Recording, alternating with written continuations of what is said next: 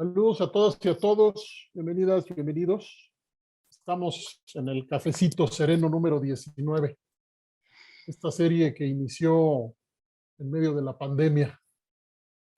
El nombre de la serie original es Cafecito Sereno en medio de la pandemia. Vamos a ver si ya solo le dejamos Cafecito Sereno. Es una sesión especialmente interesante por muchos motivos. Voy a hacer una breve introducción para posicionar la perspectiva ética y política del programa de seguridad ciudadana, que les da a todas y a todos la bienvenida. Y luego haré una brevísima, voy a nombrar el programa, y no me detendré en las historias de cada quien, queremos irnos al grano para aprovechar lo más posible el tiempo. Para el programa de seguridad ciudadana es muy relevante actuar cuando se recibe información que enseña mejoras en materia de seguridad. Hemos estado observando atentamente las últimas 48 horas, más o menos. Hemos estado observando con atención el comportamiento de personas en algunas redes sociales, redes digitales, y el comportamiento también de periodistas. Y nos llama mucho la atención la reacción de la gente frente a las noticias que el gobierno de la ciudad acaba de dar a conocer respecto a la disminución de la incidencia delictiva y a la mejora en la percepción de seguridad. Hay una fuerte desconfianza que se traduce muchas veces en reacciones no solamente refractarias al diálogo, al aprendizaje, a la escucha, sino incluso agresivas, como lo hemos podido mirar estas horas. Nos importa decirlo porque el programa de seguridad ciudadana hace exactamente lo contrario. Para nosotros, para nosotras, es un compromiso ético, es un compromiso político y es un compromiso técnico mirar, escrutar, estudiar, analizar qué hay detrás, qué hay en el fondo de una noticia que, contrario a las noticias que normalmente recibimos, una noticia que nos dice no solamente que hay una mejora en seguridad, sino que hay una mejora importante en seguridad a través de múltiples indicadores. Tenemos una vocación en el programa de seguridad ciudadana, es una vocación de escucha, de diálogo. Hemos reunido a centenas de mujeres y hombres.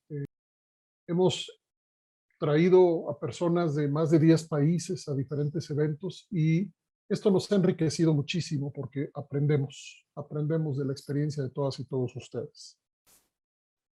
Con las noticias de mejora, nosotros lo que hacemos es investigar y lo que proponemos a la Secretaría de Seguridad Ciudadana es dialogar en formatos sostenidos en el tiempo, de manera tal que la Universidad Iberoamericana y ojalá las universidades, los centros de educación superior, sean espacios que se apropian y a la vez invitan al diálogo profundo y a la documentación de las experiencias en materia de seguridad, especialmente enfocándonos en aquellas que tienen metodologías explícitas que incluyen a su vez evaluaciones. Es el caso de Alto al Fuego.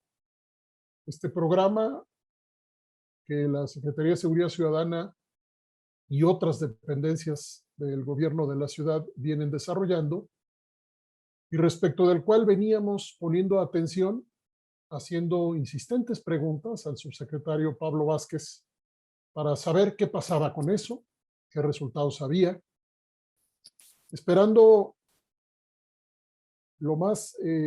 esperando que se diera lo más pronto posible la información que ahora ya tenemos.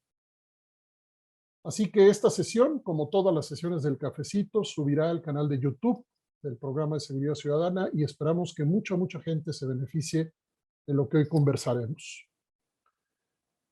Tenemos varias etapas en el programa de hoy.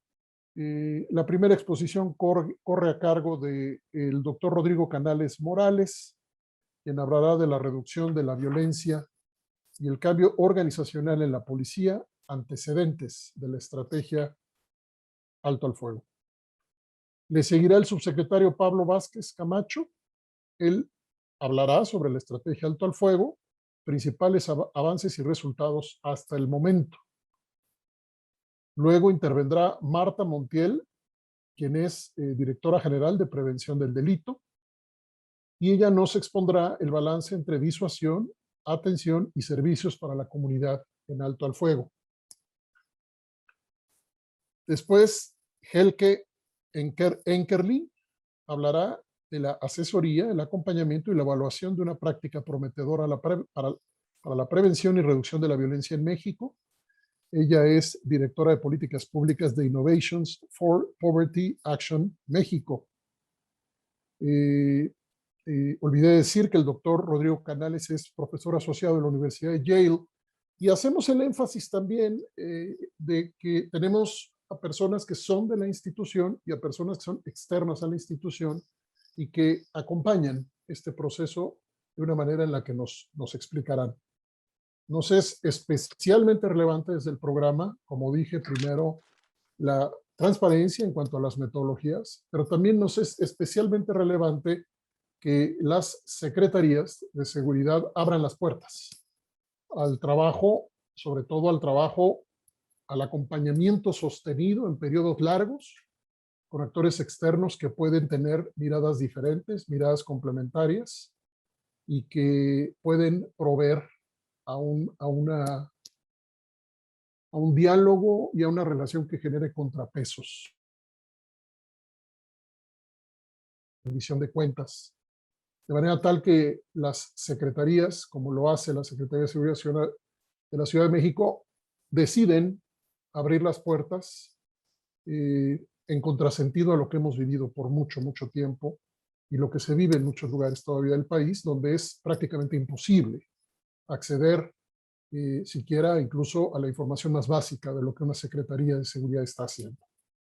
Así que estamos en otro momento respecto a la Secretaría de Seguridad Ciudadana y queremos saber cuál es ese otro momento. Hace muy poco tiempo, ustedes recordarán, antes de Ebrard como secretario de Seguridad Pública, la Secretaría no tenía ni siquiera una regulación propia. Y esto tiene muy poco tiempo. Hoy estamos hablando de sofisticadas metodologías que a su vez parecen acompañar a procesos amplios de mejora en las condiciones de trabajo de la propia policía. Dicho sea de paso, estaremos haciendo un espacio igual a este, en donde con Marcela Figueroa profundizaremos en lo que la Secretaría de Seguridad Ciudadana ha hecho en materia de carrera policial y condiciones de trabajo. Las notas que hemos recibido al respecto son en verdad importantes, muy esperanzadoras en lo que se refiere a la reivindicación, redignificación de la policía, de la función policial y de las personas en la policía en términos de sujetos de derechos. Dicho esto, vamos a más o menos a dejar a nuestras y nuestros invitados hablar aproximadamente una hora, que es lo que acordamos. Si se exceden un poco de su tiempo cada uno de ustedes, no pasa nada. Y después vamos a tener tiempo para poder hacer una muy buena conversación. Tenemos hasta 2 horas para todo el evento. Así que adelante, por favor, Rodrigo, si te parece, comenzamos contigo. Bienvenido nuevamente.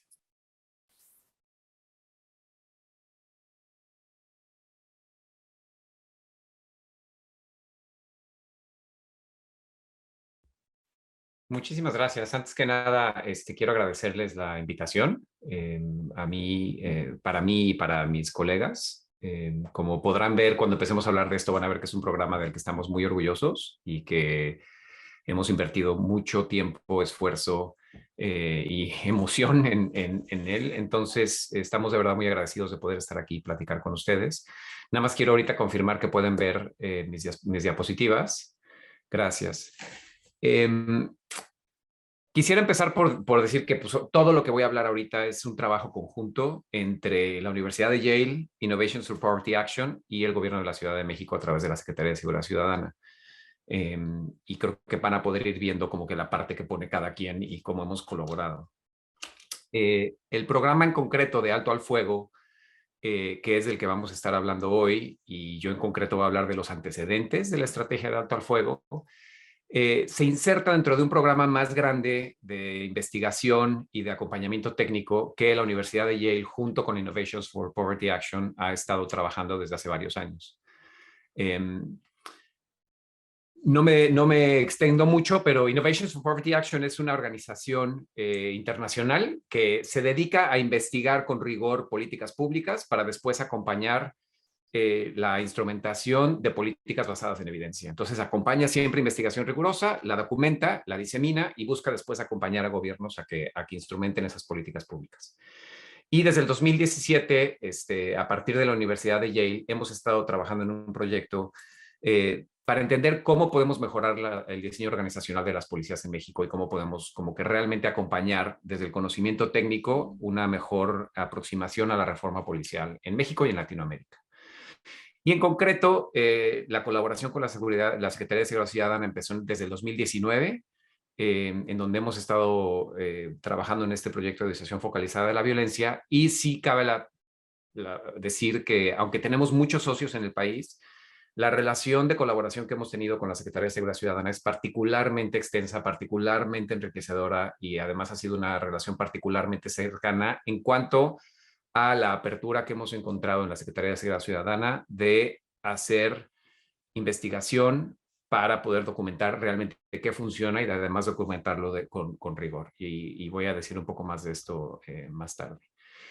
Pero dentro de esto, ¿cuál es, digamos, el punto de partida de nuestro proyecto? Y que también obviamente es el punto de partida de Alto al Fuego. El primer punto de partida o la primera premisa del proyecto que hemos estado desarrollando en los últimos años es que en México la discusión sobre la seguridad lleva muchos años totalmente cartelizada. Y a lo que me refiero con esto es que eh, toda la discusión se ha centrado en el crimen organizado como el fenómeno que tenemos que atender y como la violencia del crimen organizado como el problema. Y obviamente no no me tiene que convencer nadie que la violencia del crimen organizado es uno de los síntomas más graves y más dolorosos del problema de seguridad que tenemos en el país. Pero pues la realidad es que si uno se pone a pensar un poco, crimen organizado hay en todos lados, incluyendo por ejemplo en Estados Unidos, y crimen organizado sofisticado y bien armado y con, digamos, con muchos pertenecientes, desde luego que tenemos también en Estados Unidos, como existen en otros países, y sin embargo la violencia del crimen organizado no es la misma en todos lados, ¿no? Entonces, el problema no es en sí el crimen organizado, sino las condiciones institucionales que permiten que el crimen organizado amplifique las dinámicas de violencia hasta los niveles que vemos en el país y, digamos, se aproveche de las debilidades institucionales que vemos en el país, ¿no? Entonces, nuestra premisa, una de nuestras premisas de partida es decir, a ver, necesitamos no tanto enfocarnos en la violencia del crimen organizado, aunque es un síntoma muy importante, sino que tenemos que enfocarnos en la debilidad institucional, sobre todo de las policías, sobre todo de las policías locales, que son al final de cuentas las herramientas más importantes para construir la seguridad ciudadana, que es lo que necesitamos reforzar en el país, ¿no? Entonces es como que uno de nuestros puntos de partida y otro de nuestros puntos de partida es que cualquier trabajo de construcción de seguridad ciudadana que queramos buscar en el país tiene que ir de la mano de la ciudadanía y tiene que partir de construir una relación de confianza y de colaboración, ¿no? No se trata nada más de una estrategia o de una aproximación de despliegue de la fuerza, porque está más que demostrado en la experiencia propia de México que eso no funciona y que no es suficiente. Entonces, el proyecto marco que describo, que lleva varios años y que tiene varios componentes que con mucho gusto otro día platicamos, tiene dos grandes preguntas de investigación. La primera gran pregunta es acerca de temas de diseño estructural y organización de las policías. O sea, ¿cuál es el diseño estructural, las prácticas organizacionales, los procesos y los sistemas organizacionales que permiten que una policía sea eficaz, resiliente, confiable? Y tenemos ahí una agenda de investigación muy amplia que, como decía en otro momento, con mucho gusto les platicamos. Digamos que el telegrama ahí es que hemos traído una aproximación organizacional y de diseño y de estructura organizacional al entendimiento de las policías.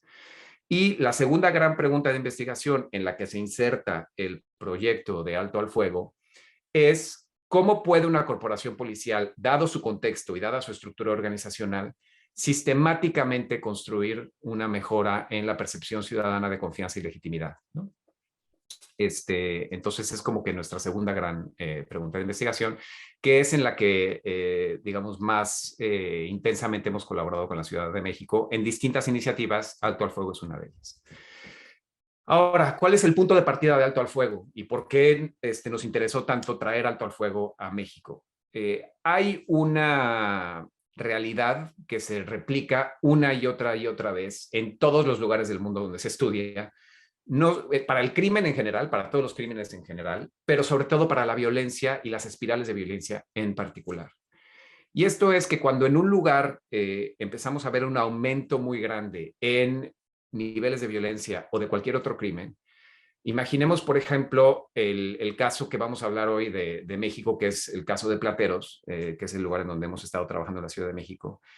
El sector de Plateros en Ciudad de México tiene alrededor de 260,000 habitantes, ¿no?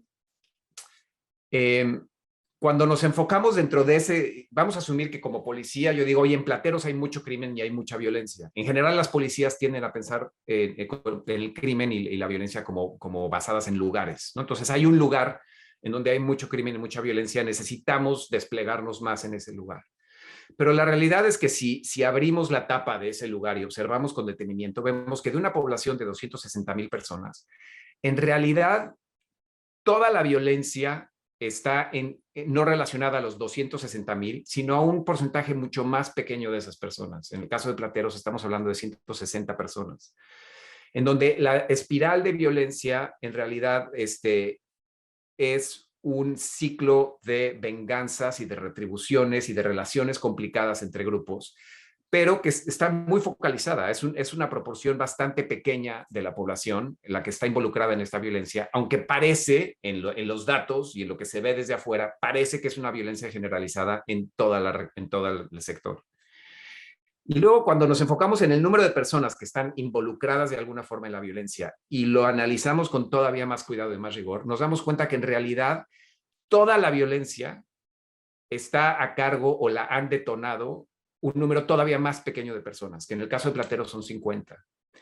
Entonces estamos hablando de que si le entramos con una perspectiva del lugar, ¿no? Que es lo que normalmente hacen las policías de todo el mundo, llegar al lugar y hacer un despliegue del lugar, pues estamos, digamos, número uno, cubriendo una cantidad de gente muy amplia, pero además estamos policiando a una cantidad de gente que ven que estamos policiándolos, pero dicen, oye, no solo no es mi bronca, sino que yo lo estoy padeciendo y tú me estás policiando a mí como si yo fuera parte del problema.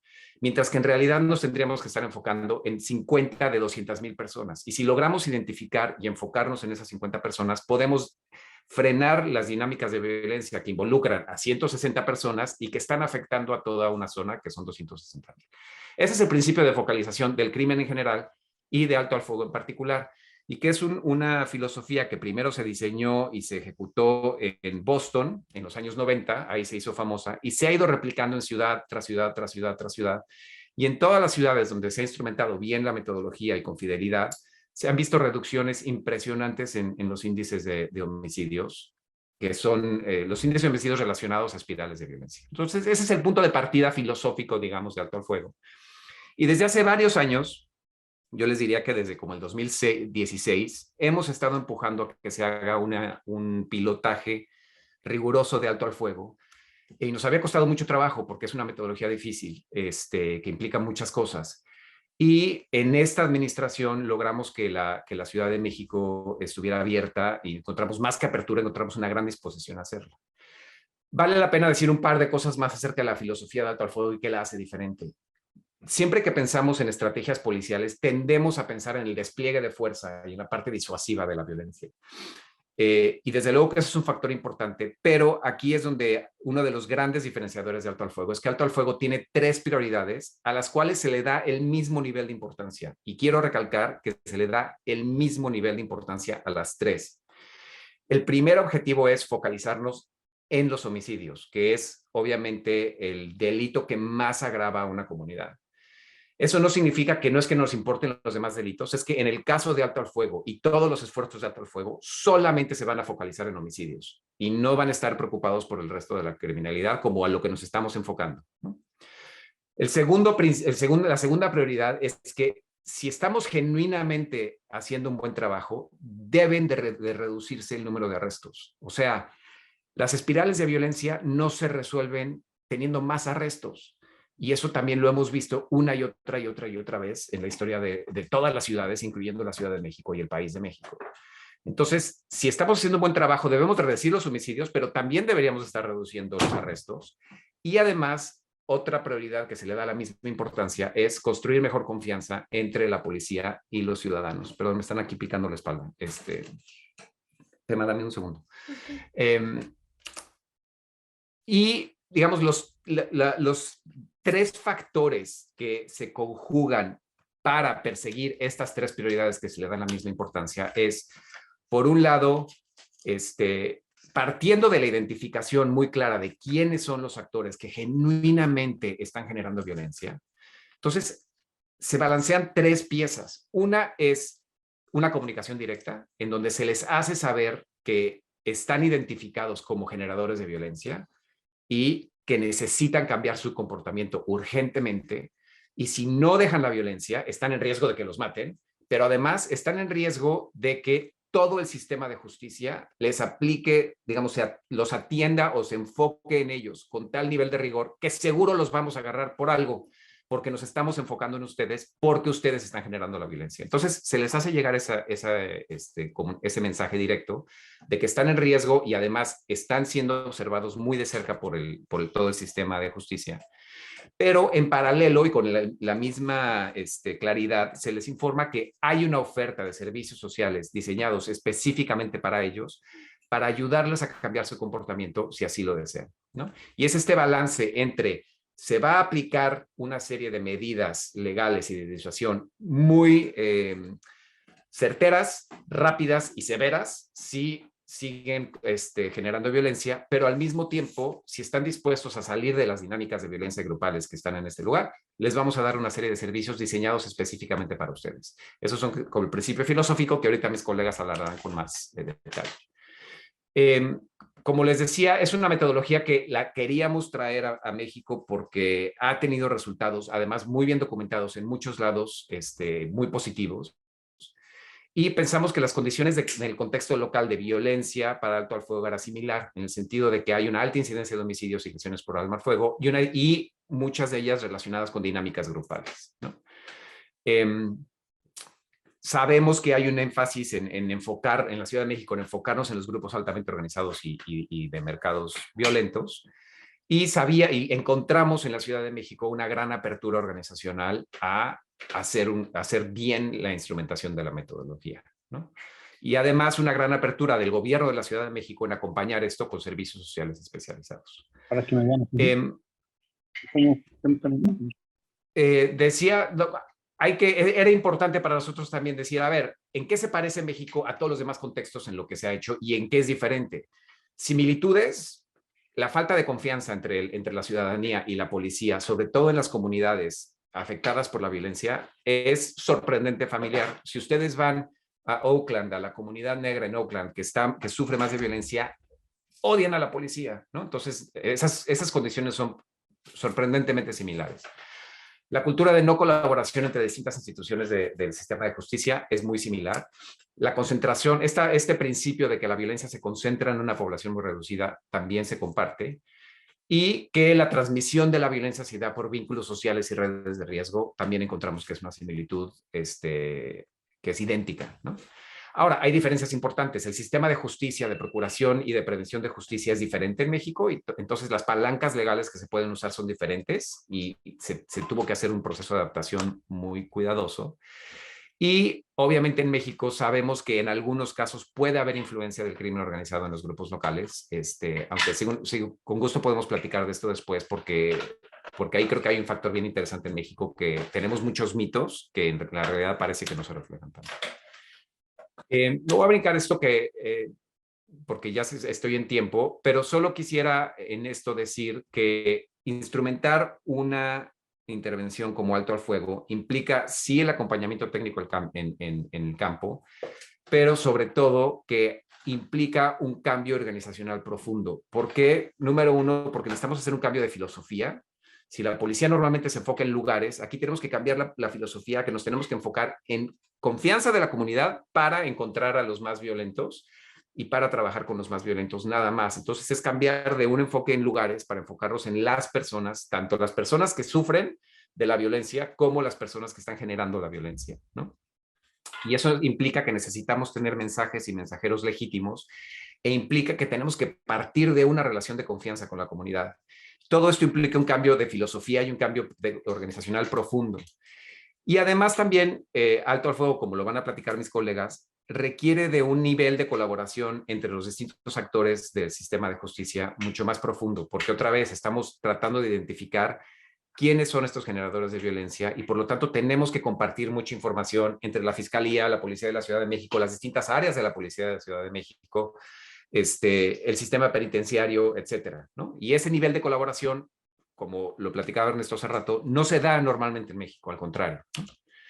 Y quiero terminar nada más con decir por qué hemos encontrado que la Ciudad de México ha sido un socio tan generoso y tan productivo para hacer este proyecto.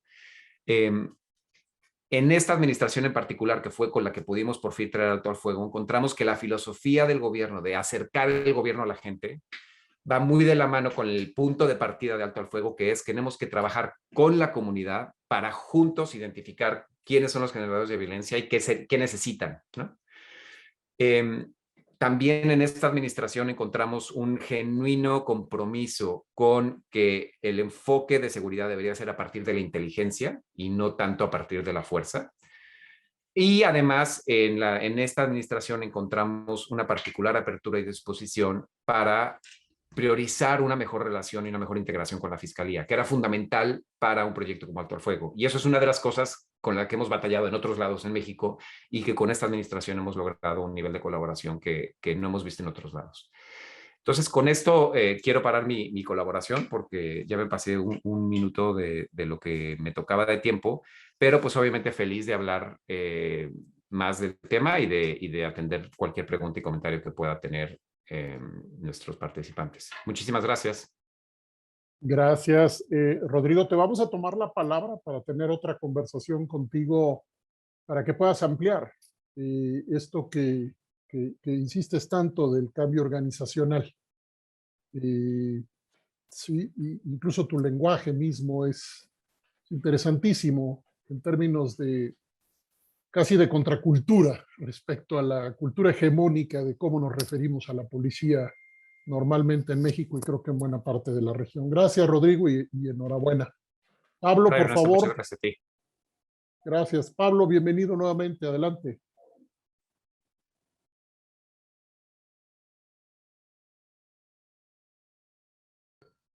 Gracias, Ernesto. Igual confirmando si pueden ver la presentación. Sí, sin problema.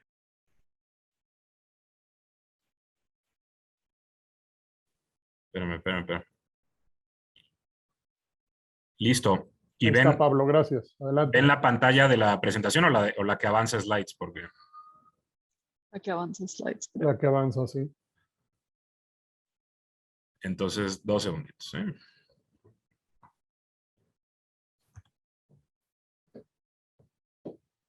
La voy a dejar así. Lo que pasa es que como tengo doble monitor, se hace bolas esta cosa. Pero bueno, igualmente agradecer mucho la invitación a nombre del gobierno de la ciudad y de la secretaría en particular para poder hablar de esta estrategia que, como ya mencionaba Rodrigo, ha requerido una inversión de tiempo considerable y sobre todo de una inversión emotiva, creo que era lo que decía. Y creo que es importante y estamos convencidos, como ya adelantabas Ernesto, de la importancia de someter los programas a revisión, a escrutinio y desde luego a la retroalimentación de la gente y sobre todo de la gente especializada como la que nos hace el favor de estar el día de hoy aquí con nosotros. Y me sumo al comentario que hacía Rodrigo sobre que Alto al Fuego, esta estrategia y este trabajo es producto de una colaboración intensa. Ya lo decimos desde luego con la universidad, con IPA, pero también al interior del gobierno de la ciudad. Nos toca a nosotros, y así fue como fue instruido la coordinación central, pero es producto de un trabajo de muchas dependencias de manera muy señalada de la Fiscalía General de Justicia y de otras dependencias del gobierno de la ciudad que en la dimensión de apoyo social, como seguramente comentará Marta, participan en esta estrategia. Recordando simplemente o sintetizando lo que comentaba Rodrigo hace un momento, yo me referiré desde luego a cuestiones más de carácter operativo, a lo que ha enfrentado la estrategia, tratando de ser lo más breve posible. Y antes sí me gustaría subrayar algo que decía Rodrigo antes, esta sinergia que se ha dado, este momento de encuentro entre voluntades, por un lado, de quienes llevaban, y hay que decirlo, años picando piedra para que una metodología como esta, con resultados y evidencia tan sólida, pudiera realizarse en la Ciudad de México, y la apuesta, por otro lado, de nuestra jefa de gobierno en primer lugar, del secretario Omar García, de apostar por innovación, de apostar por prácticas que a veces contradicen las intuiciones primarias del comportamiento institucional y organizacional.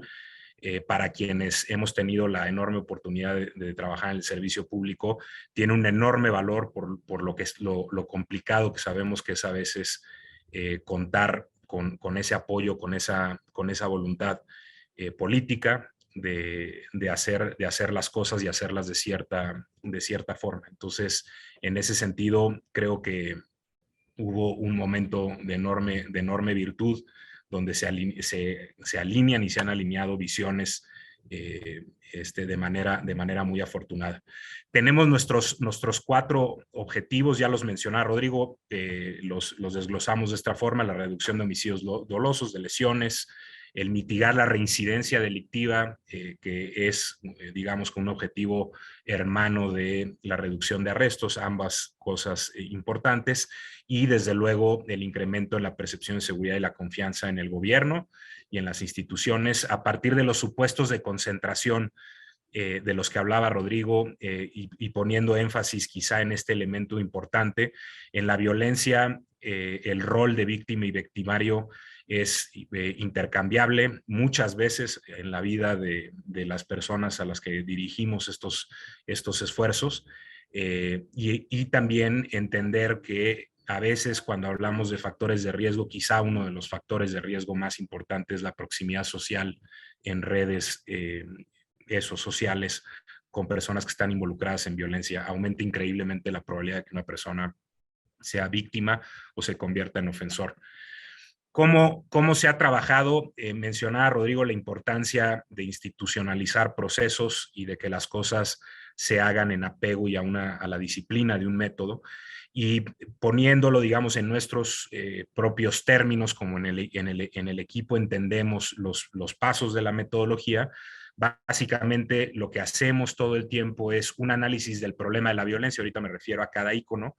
Ese análisis surge de reuniones quincenales donde vemos todas las lesiones y todos los homicidios que ocurren en el sector, de la vinculación bilateral en esos 15 días, entre esos 15 días con las distintas instituciones que tienen acceso a información o que generan información de utilidad. Esto, hay que decirlo, tuvimos que ajustar mucho la dinámica de estas reuniones por la pandemia. Esta es una estrategia que se ha implementado el 80% de la misma durante tiempos de COVID, que eso agregó una dimensión importante de reto. obviamente el trabajo de Fuentes Abiertas, y algo muy importante que es producto de la confianza que uno va generando en el territorio, insumos muy, muy potentes de lo que podríamos llamar inteligencia social o denuncia comunitaria sobre la propia violencia que ocurre en el lugar. Con esto, evidentemente, ubicamos los lugares donde está ocurriendo la violencia, pero ya lo mencionaba Rodrigo, de manera más importante, hemos sido capaces de identificar los grupos que tienen conflictos, los grupos que tienen, entre los cuales se genera la mayor o existe la mayor cantidad de violencia, y hemos logrado identificar de la dinámica que es muy fluida y muy fluctuante de alianzas y conflictos entre esos grupos y la intensidad de los mismos. El saber qué grupos están enfrentados entre sí y con qué intensidad te da herramientas preventivas y casi predictivas de cómo se va a comportar la violencia en el territorio, y de esa forma vamos identificando objetivos en el sentido más higiénico de la palabra, objetivos que podrían ser objeto del uso de una palanca disuasiva o de una herramienta disuasiva. Generalmente son personas que han incurrido en violencia de manera sistemática y que tienen procesos casi imparables, digamos, de este comportamiento y muy reiterados. Identificamos personas que son, del otro lado, victimizadas de manera recurrente o son víctimas de la violencia, y personas que podrían ser objeto de esta parte de la estrategia a la que ahora me referiré, que es la información, la comunicación preventiva o disuasiva, por la cual nosotros vamos dejando estos mensajes de no violencia en la comunidad. La ejecución de palancas, nos coordinamos con una enorme variedad de equipos, tanto de investigación como de inteligencia, dentro de la Secretaría y de la Fiscalía General de Justicia, que son quienes hacen el trabajo disuasivo bajo una dirección de focalización y priorización de nuestra parte.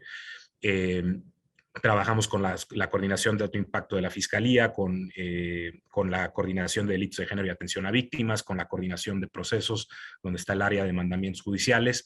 Y adentro tenemos una serie de unidades que realizan labores de inteligencia, investigación de campo, y desde luego todas las unidades de la policía preventiva que tienen algo que ver dentro del sector, tanto policía preventiva, me refiero en términos, para no usar el argot de la Secretaría de Seguridad, sino quienes patrullan los cuadrantes, también los agrupamientos que refuerzan los dispositivos dentro de los cuadrantes. ¿Cuáles son esas palancas? Pues pueden ser detenciones, pueden ser órdenes de cumplimiento de órdenes de cateo, intensificación de presencia en ciertas zonas muy, muy, muy específicas donde sabemos que puede haber intereses de los grupos que tienen conflicto, y una enorme gestión interna de procesos que son importantes para la Secretaría y para la estrategia. Es decir, ya lo hablaremos más adelante, algo que hemos hecho mucho. Hay mucha gente que tiene o que está cumpliendo medidas en libertad por algún delito previo, y aún cumpliendo la medida, a lo mejor pudiendo pasar a firmar cada 15 días, de pronto pueden incurrir en un acto de violencia al mismo tiempo. Entonces, el monitoreo que hacemos de esos casos y el alertamiento que ninguna otra institución como la policía puede hacer al Tribunal Superior de Justicia sobre posibles incumplimientos, al Ministerio Público sobre posibles incumplimientos de las medidas, nos han permitido llevar audiencia y en algunos casos incluso liberar órdenes de aprehensión en contra de personas que pudieron haber incumplido con sus medidas. Todo ese arreglo, ya decía yo, y lo mencionaba Rodrigo, lo tratamos de hacer de forma muy precisa y lo menos tóxico posible para la comunidad. Tenemos la parte de lo que llamamos nosotros comunicación preventiva o disuasiva, que es informar a las personas que están inmersas en los ciclos de violencia, que están inmersas en estas redes sociales en torno a los grupos o dentro de los mismos grupos, sobre las consecuencias que puede tener ejercer violencia en un territorio. Nosotros, o es muy común asumir que las personas operamos o tomamos decisiones en cálculos costo-oportunidad muy precisos, donde tenemos presente en todo momento cuáles van a ser las consecuencias de nuestros actos. Pensemos en uno mismo, cuando uno está manejando y de repente el semáforo se está poniendo en naranja y pisa el acelerador, pues no estamos pensando en todas las consecuencias que puede tener nuestro acto, desde las infracciones o incluso el daño social de un choque, lo que puede perder una familia si nos pasamos ese alto, si tomamos antes de conducir, etc. Entonces es un poco un mito que la gente actúe con estos cálculos racionales con toda la información en la mano. Y un poco esta función de la comunicación preventiva y disuasiva es dirigir mensajes muy precisos para que estas consecuencias estén presentes en la vida y en el actuar de personas que sabemos que tienen un riesgo muy alto de incurrir en violencia. Y eso es lo que hacemos, es dotar de información para la toma de decisiones a las personas, entendiendo algo, y aquí cito algo que en algún momento dijo Eduardo Guerrero, el analista, en Alto al Fuego asume a las personas como agentes que toman decisiones y no como agentes o personas con un camino de vida inamovible, digamos.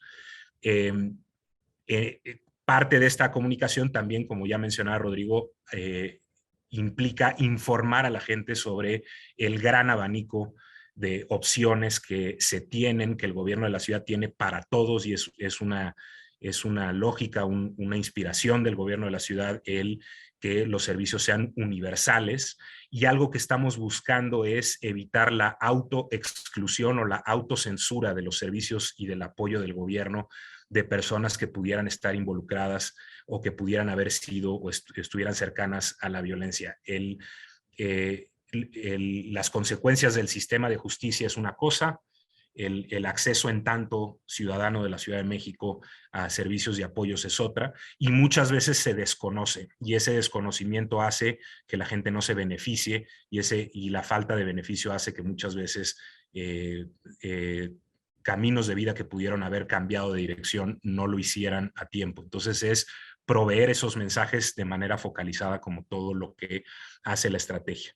Y tenemos una dimensión, ya hablará Marta ahora, de servicios especializados con los que se busca, por un lado, ya decía Rodrigo, el cambio de comportamiento y la atención a las redes inmediatas, a los grupos generadores de violencia, justamente para ir desmovilizando esta violencia y que el efecto sea más permanente de la acción que se pueda lograr incluso a través de la disuasión. Tenemos varios servicios, no voy a entrar mucho en ello porque la directora general lo va a explicar, pero básicamente estamos trabajando con víctimas de la violencia en los primeros momentos, los momentos cuando son inmediatamente victimizados por arma de fuego. Trabajamos con las personas con metodologías de atención al trauma, de toma de decisiones, y lo que buscamos es interrumpir ciclos de venganza, ciclos retributivos. Trabajamos con tutoría intensiva a personas que han estado muy cerca de la violencia para que puedan tomar decisiones distintas en su vida. Nosotros no nos metemos con la sustancia de la decisión, sino lo que hacemos es dar herramientas para que sus decisiones sean mejores, y esto obviamente complementado con metodologías que sabemos que han sido exitosas también y que tienen mucha evidencia detrás, como las metodologías de atención al trauma, las intervenciones cognitivo-conductuales, y todo este trabajo está reforzado por una coordinación de las dependencias del gobierno de la ciudad que proveen servicios ad hoc de acuerdo a la disponibilidad de ellos. Están enumeradas varias de las dependencias que participan con nosotros, e incluso el trabajo que hemos realizado en la zona con la Iglesia Evangélica y la Iglesia Católica, que nos han ayudado en distintas intervenciones. Esto es un ciclo que está todo el tiempo sujeto a análisis, a reuniones, y se repite y se repite y se repite conforme la violencia va variando o cambiando de actores en la zona. ¿Cómo se ve nuestro análisis? Evidentemente, mucha de esta información está adaptada para la presentación en el foro. Vamos monitoreando el desplazamiento territorial de la violencia. Tenemos ese insumo en medio que en la metodología lo conocemos como sociograma de las dinámicas de violencia, donde están mapeados los grupos, los conflictos que existen entre ellos y las alianzas.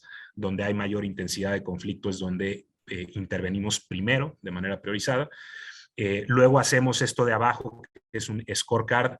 Todos los grupos los vamos ordenando de acuerdo a su participación, ya sea como víctimas o como victimarios en los eventos de violencia, y eso nos permite también ordenar y saber en dónde enfocamos todas las baterías de la estrategia y las distintas herramientas que ya mencioné, y desde luego objetivos generadores de violencia que sabemos que son particularmente personas que están involucradas de manera sistemática en estos ciclos, y objetivos, como decía, que podrían ser sujeto de las otras intervenciones.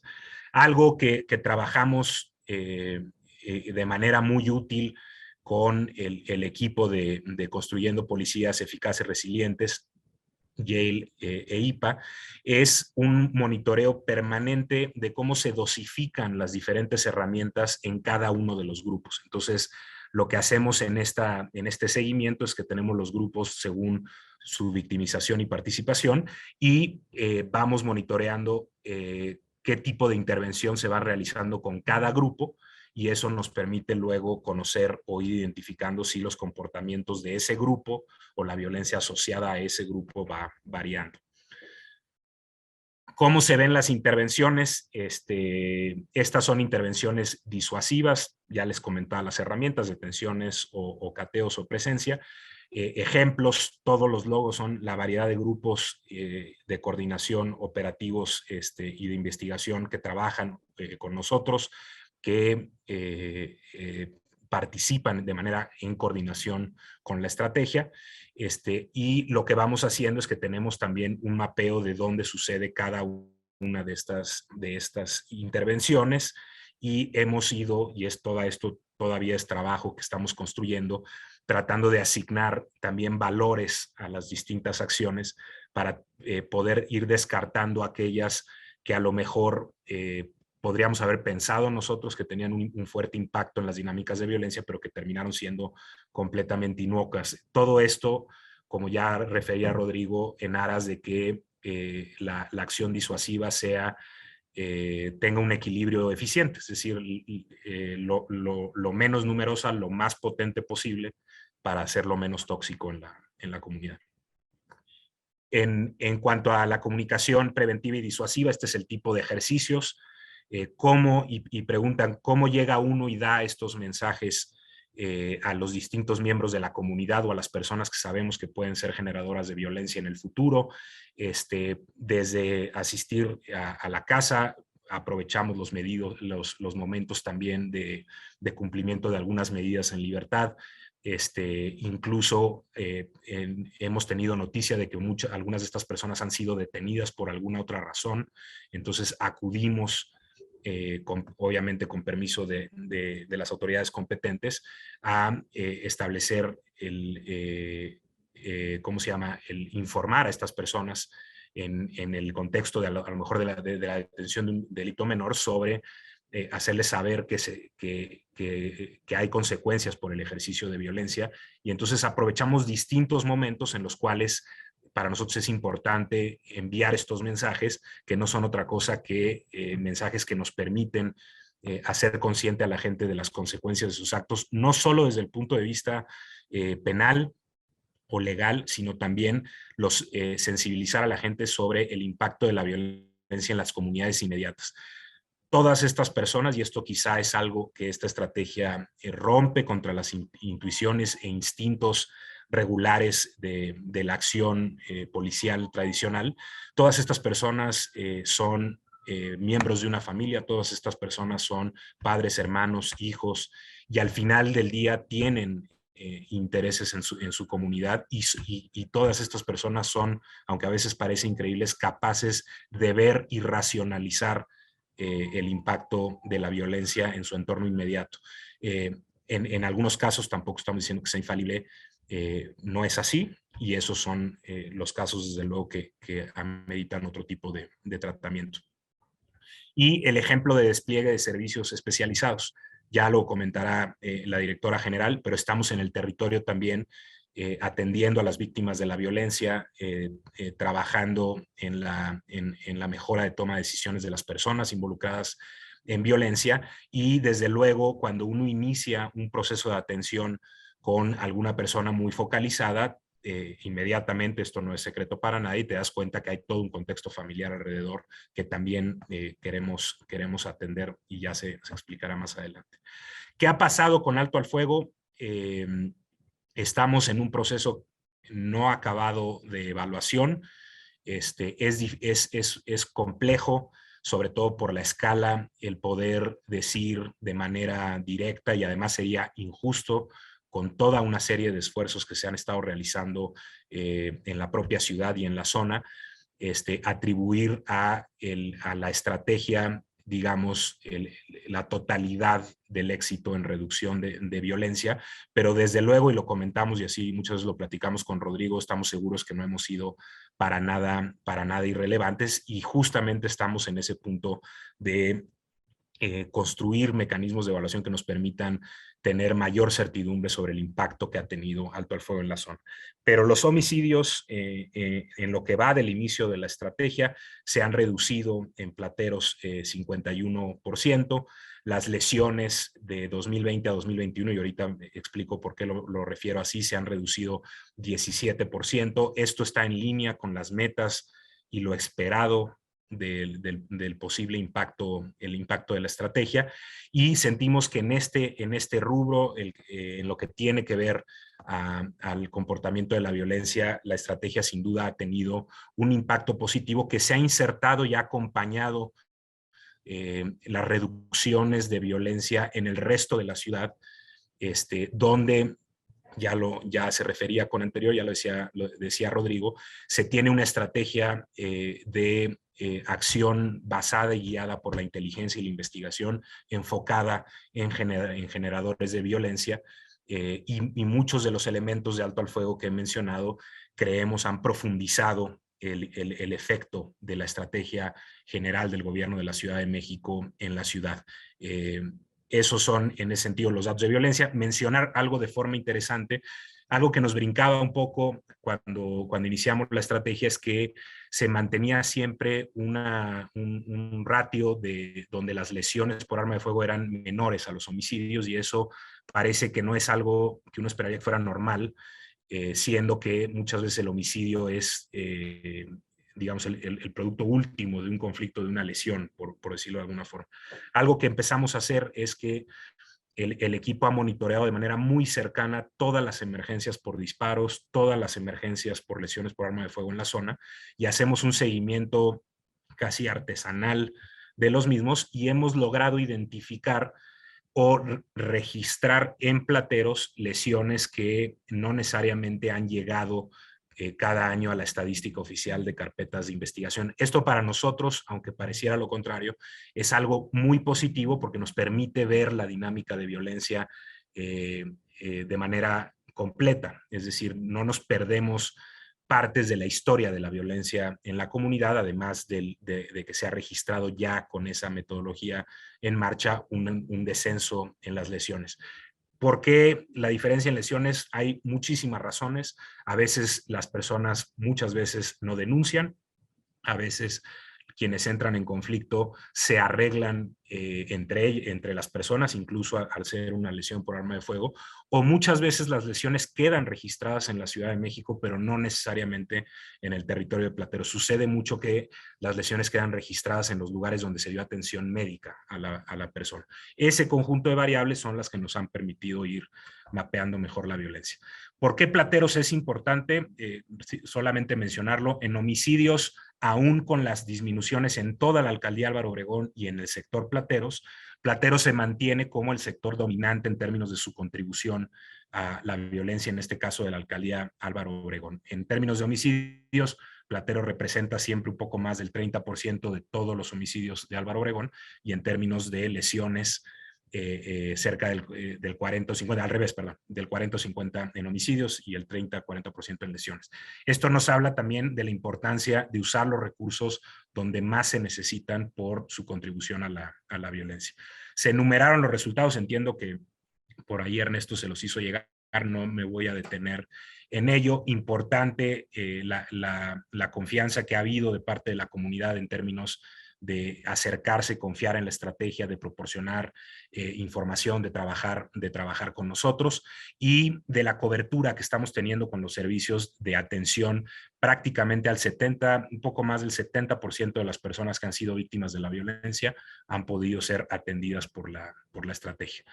Indicadores en los que seguimos trabajando. Es complicado medir a nivel, con ese nivel de desagregación, la confianza y la percepción. Así se ha comportado de acuerdo a la ENSU a nivel alcaldía. Estamos trabajando en buscar instrumentos y formas de medir la confianza y la percepción al nivel de desagregación que tiene Plateros. Creemos, por lo que indican los datos globales, que la tendencia es positiva. Y destacaría rápido, sé que ya estoy sobre tiempo, lo que para nosotros son los elementos que agregan mucho valor de parte de esta estrategia. Primero, el balance integrado entre disuasión e impacto social. Muchas veces, y hemos recorrido institucionalmente este proceso también en los diferentes cargos, mucho del equipo que está trabajando en Alto al Fuego, la parte policial, la parte de investigación y persecución del delito trabaja por un lado, y la parte de lo que llamamos prevención social trabaja por otro lado, y es muy difícil que se integren en una misma estrategia con objetivos, insumos de información comunes, etcétera. Eso estamos logrando con Alto al Fuego. Obviamente, lo que hablaba del uso estratégico y la precisión de la fuerza, la supervisión constante y cercana de territorios que son complejos, la coordinación entre agencias en la parte de lo que llamamos seguridad y justicia, pero también con otros sectores del gobierno y otros sectores sociales, la activación y uso intensivo de todas o la mayor cantidad de herramientas posibles que nos da el llamado nuevo sistema de justicia penal, y desde luego la evaluación. ¿Qué sigue para Alto al Fuego? ¿Dónde estamos? ¿Cuál ha sido en este momento la apuesta de nuestra jefa de gobierno, la apuesta de nuestro secretario? Profundizar el trabajo que estamos haciendo en Álvaro Obregón. Vamos a movernos hacia el sector Santa Fe, que es un sector que está en términos de dinámicas de violencia muy relacionado con Plateros, entonces en términos de escala hace mucho sentido, y estamos entrando en las primeras fases de análisis y de todo el proceso que requiere Alto al Fuego para entrar al sector Cuautepec, que es al norte de la ciudad, como está indicado.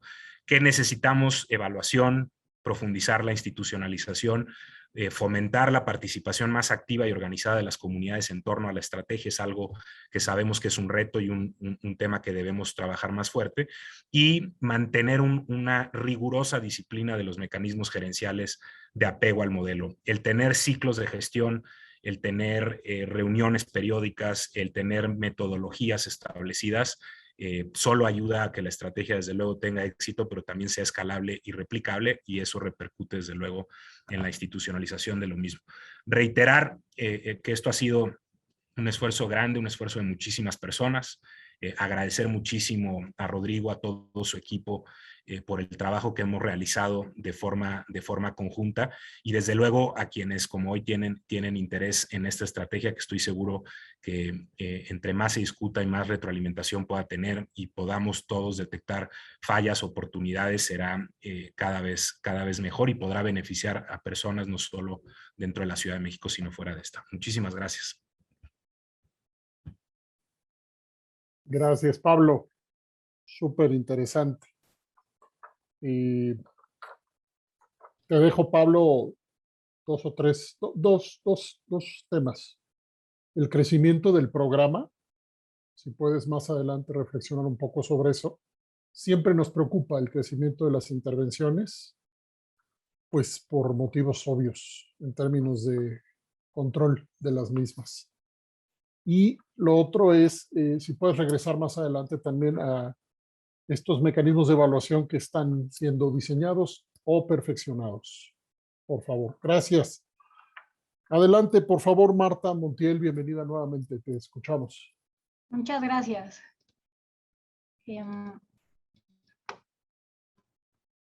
Por ahí ya está la presentación. Pues a mí me toca hablar del componente comunitario.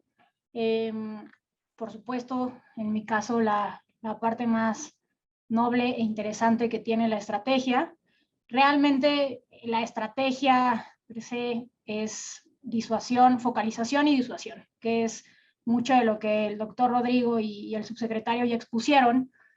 pero creo que el componente comunitario aporta una parte fundamental y una parte, insisto, muy noble, porque si bien estamos partiendo de que focalizando y dándole información de la manera en la que sea, pero dándole información al sujeto para que tome una decisión de ejercer o no violencia, creo que el componente comunitario va un poco más allá y extiende un brazo de confianza y extiende el apoyo para que estas personas pues tengan otra serie de herramientas y otra serie de una forma de visión para verdaderamente elegir, ¿no? Al final del día, aunque sea una toma de decisiones, el ejercer violencia y o delincuencia, pues todos tomamos decisiones a partir de nuestro contexto, a partir de nuestras herramientas, a partir de nuestras experiencias, y sería difícil esperar que alguien que ha vivido toda su vida en un entorno de violencia, que está completamente normalizado ciertas conductas,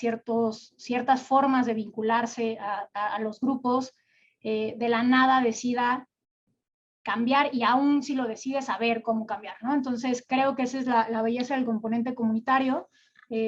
Por eso, entre los objetivos que ya mencionaron, si bien el componente comunitario suma a cualquiera de los 4, yo me centraría mucho en que busca reducir esta reincidencia delictiva o violenta de personas que ya están involucradas. Es decir, ¿y cómo se hace? Pues a través de este acompañamiento, a través de esta búsqueda de confianza y a través de este seguimiento que se le da para que ellos mismos decidan, y no solo decidan, ejecuten este cambio.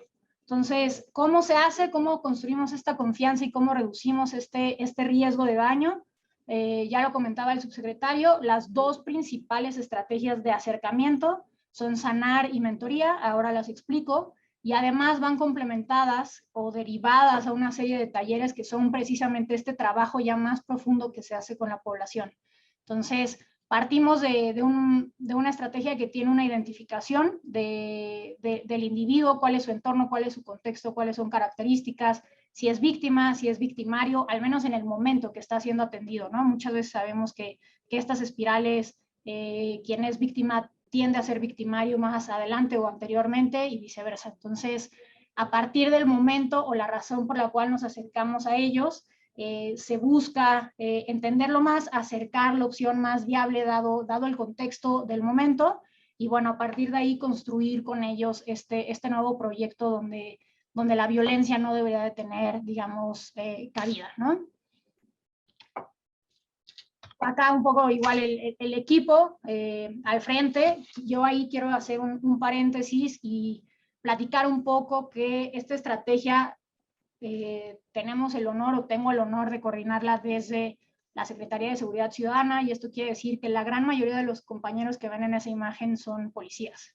Y a veces es algo que no se espera, a veces es algo difícil desde el diseño de estas estrategias nos planteamos como un obstáculo que el policía, por su perfil, por su entrenamiento, fuera capaz de acercarse y en lugar de perseguir, orientar, en lugar de reaccionar, digamos, escuchar y ayudar, ¿no? Entonces, yo me siento sumamente honrada de trabajar con el equipo que ven ahí, grandes policías, grandes psicólogos, grandes terapeutas, trabajadores sociales, o gente que quizá no tiene la formación, pero se ha ido formando y que definitivamente tiene el ímpetu, el espíritu y cree en la población y quiere hacer un cambio como policía en las comunidades. Entonces, bueno, sí quería hacer ese pequeño paréntesis.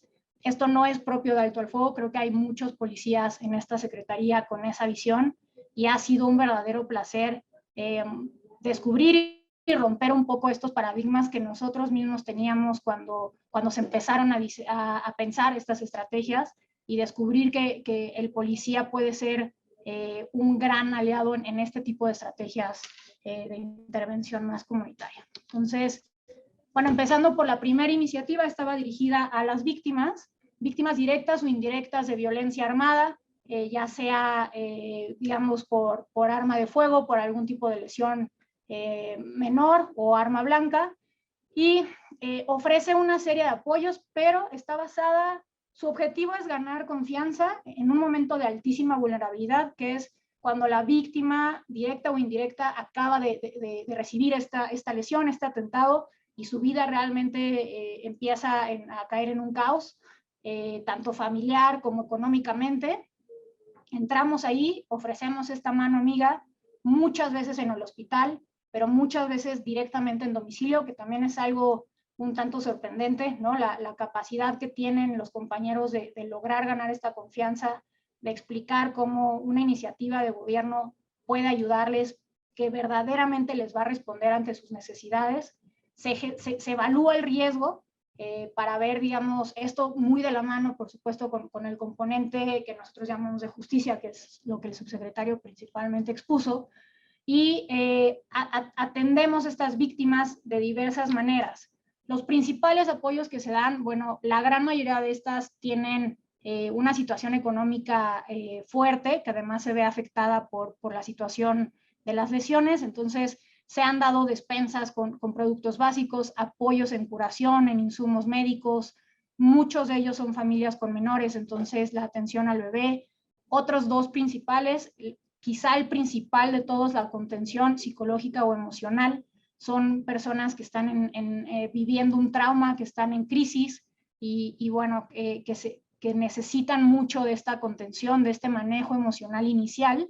Y la orientación jurídica, pues la gran mayoría al ser víctimas, están también dentro de un proceso, ¿no? Entonces, ¿qué se logra con esto? Bueno, primero entrar a sus hogares, tanto textual como figurativamente hablando, ganar esa confianza y empezar a transmitir estos mensajes de no violencia. La idea de sanar es evitar una espiral, como les decía yo, sin estigmatizar, pero esta víctima altamente probable puede llegar a ser un victimario. Son generalmente lesiones asociadas a algún conflicto, alguna venganza o alguna reacción, digamos, no medida de ciertas interacciones dentro del mismo núcleo familiar o comunitario, ¿no? Entonces, son generalmente gente que sospecha o sabe quién es su agresor y que puede tener, si no los medios, necesariamente sí las intenciones de ejercer una venganza. Entonces, el objetivo principal de sanar es esto, es transmitirles esta importancia de enfocarse en su bienestar, de sanar, como nosotros le decimos, sanar estas heridas no solo físicas, de entrar en procesos de trabajo de ellos, de contención emocional, y vamos evaluando a la persona, vamos dándole seguimiento.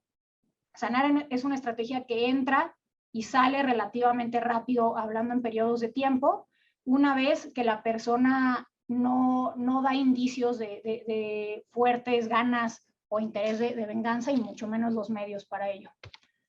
Está la otra iniciativa que, digamos, trabaja con la otra moneda, trabaja con personas que son altamente propensas a conductas violentas, identificadas ya en todo el proceso de focalización que tiene la estrategia.